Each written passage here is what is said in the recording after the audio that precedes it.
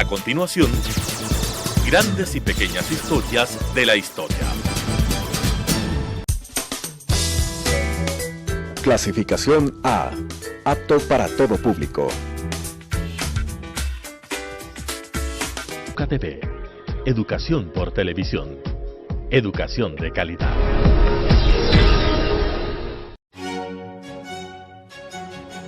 La historia está hecha de lo que unos quisieran olvidar y lo que otros no pueden olvidar. Es tarea del historiador averiguar el porqué de lo uno y de lo otro. Carlos Freile la asume en Telesucesos. Con ustedes, grandes y pequeñas historias de la historia. Estimados amigos, están ustedes con Carlos Freile en este su programa Grandes y Pequeñas Historias de la Historia, aquí en TV Sucesos y Radio Sucesos. En esta oportunidad comentando ese periodo tan aciago, tan triste como fue el de 1859, cuando nuestro país estuvo a punto de desaparecer. En primer lugar, por la falta de cohesión interna, y en segundo lugar, por los ataques externos, los intereses externos.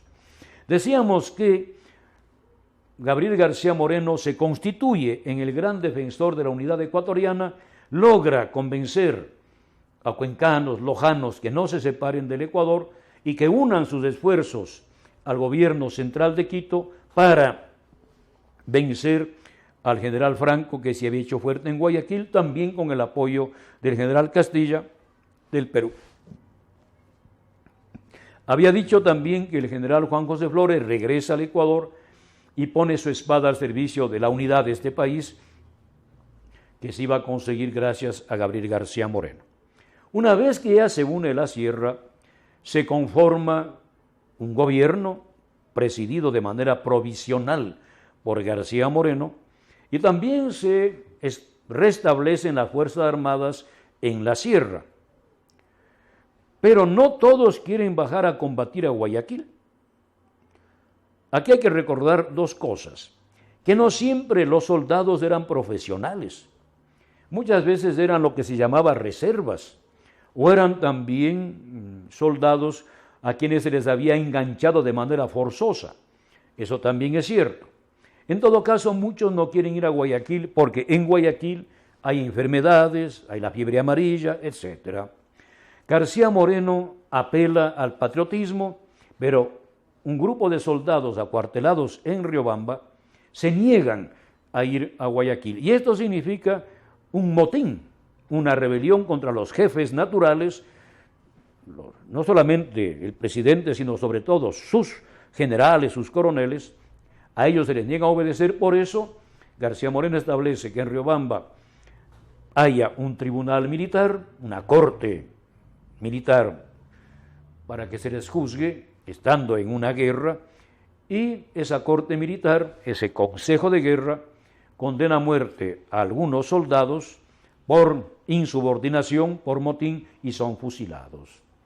Esta es una de las acusaciones contra García Moreno en cuanto a sus gobiernos duros, represivos, etc. Habrá que ver a los ecuatorianos que todavía aman a su país si esa medida no habrá sido necesaria, indispensable, para evitar que otros cuerpos de ejército se vayan separando del núcleo defensor de la unidad ecuatoriana, y todo habría quedado posiblemente en agua de borrajas, no se habría podido vencer a Franco, etc. No podemos nosotros este rato hacer ficción histórica, pero en ese momento parecía que era indispensable fusilar a unos cuantos para salvar a la patria. La salud de la patria es la suprema ley, salus populi, decían los romanos, suprema lex, no, pero la patria es el conjunto del pueblo. Muy bien, entonces se da una guerra civil que, como todas, lamentablemente todas las guerras civiles, producen muchos muertos. Esto es tristísimo, esto es realmente lamentable. Nosotros tenemos siempre que pensar que la peor solución a todo es la guerra, que siempre es bueno tratar de dialogar, tratar de conversar. No nos olvidemos lo que decía Erasmo de Róterdam. Algunos dicen que es una traducción de un verso de Píndaro. Dulce bellum in expertis. La salud solo es agradable para quienes no la la guerra solamente es agradable para quienes no la conocen. Dulce bellum in expertis. Los que no conocen la guerra aman la guerra. Entonces es bueno evitar todo tipo de guerras, sobre todo las guerras civiles, que son las que más daño hacen. Son guerras internas que destruyen vidas y haciendas, dejan innumerables huérfanos, viudas, baldados, etc. Pero se dio la guerra civil, no hubo posibilidad de acuerdo, de tal manera que las fuerzas serranas, lideradas por Juan José Flores y García Moreno, bajaron hacia la costa. Aquí hay que recordar y reconocer otra cosa, que la campaña llevada adelante por Flores en lo militar fue realmente genial, porque normalmente la ciudad de Guayaquil era atacada por la ría. Por eso Guayaquil tenía en la planchada cañones para defender cualquier ataque que viniese o desde el Golfo o desde el río Daule, del río Babahoyo, sobre todo del Babahoyo, con barquitos artillados para atacar a Guayaquil. Por eso también se ponía barcos de guerra, 1 o 2 los que se tuviere, y tropas en lo que era el puerto. Después ahí está el malecón, ¿verdad? Ya. Entonces, esa era la parte defendida de Guayaquil. Desde siempre, por ejemplo, los piratas entraban por ahí. Las tropas de la sierra venían por ahí, o las de la costa de Guayaquil subían por ahí, por el río Babahoyo, hacia Bodegas, que se llamaba la ciudad de Babahoyo en ese entonces.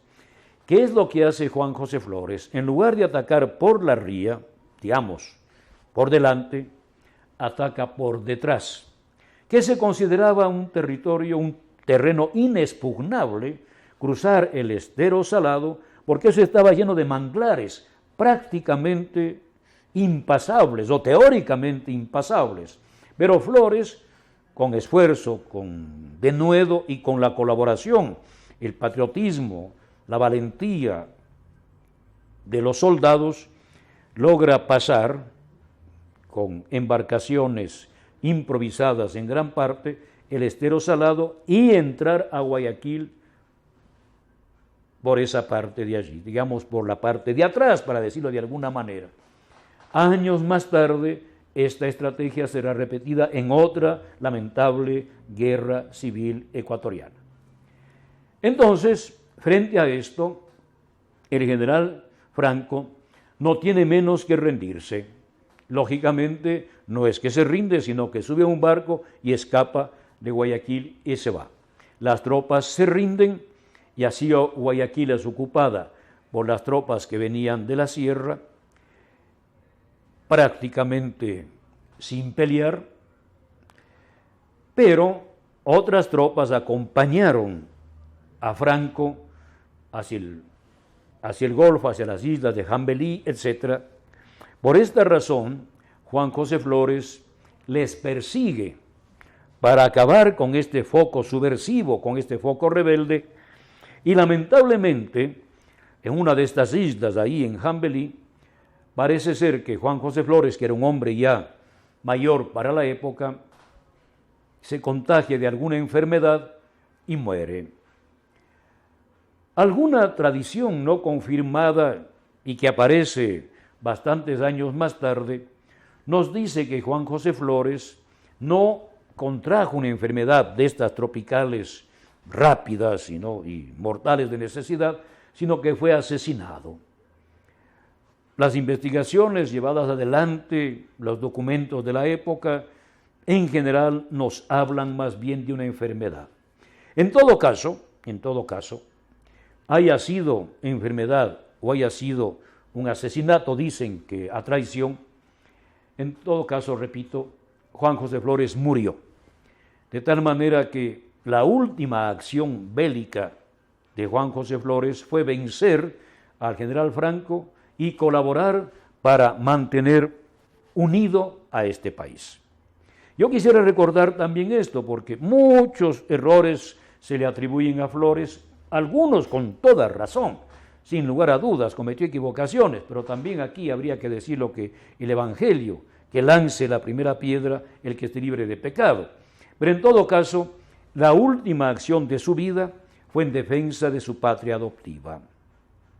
Una vez que el general Franco huyó del país, huyó con otros generales, el general Urbina, por ejemplo, apoyaba a Franco, eso a veces no se dice en nuestra historia, pero es un hecho real. García Moreno logra establecer ya un gobierno central en Quito con todo el país unido. Indudablemente sobre este tema tenemos nosotros que hablar un poco más, ver qué es lo que pasa ya en estas etapas siguientes, ¿verdad? ¿Qué es lo que hace García Moreno? ¿Qué es lo que sucede? Pero eso lo veremos ya en el siguiente fragmento, con ustedes que tan bondadosamente me escuchan aquí en este programa de TV Sucesos y Radio Sucesos, grandes y pequeñas historias de la historia. Educa TV.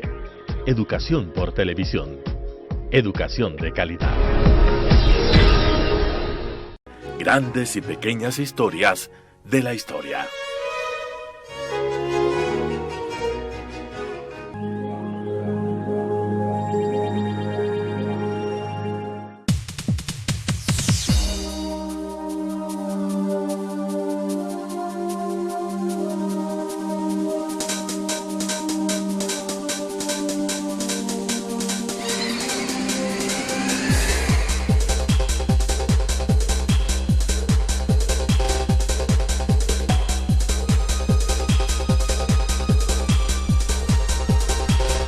Telesucesos, porque Quito TV.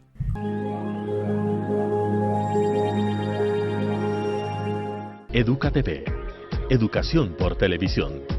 Educación de calidad. Grandes y pequeñas historias de la historia.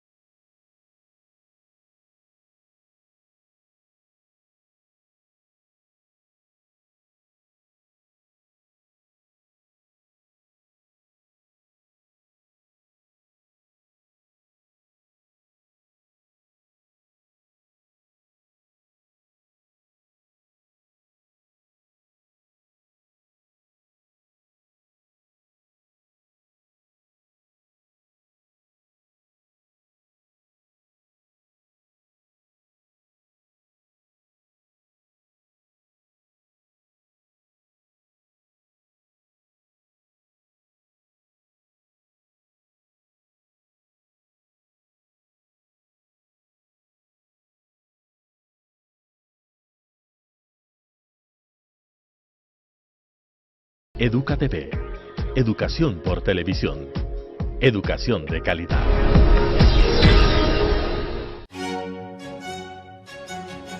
La historia está hecha de lo que unos quisieran olvidar y lo que otros no pueden olvidar.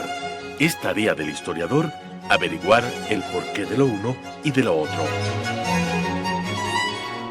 Carlos Freile la asume en Telesucesos. Grandes y pequeñas historias de la historia.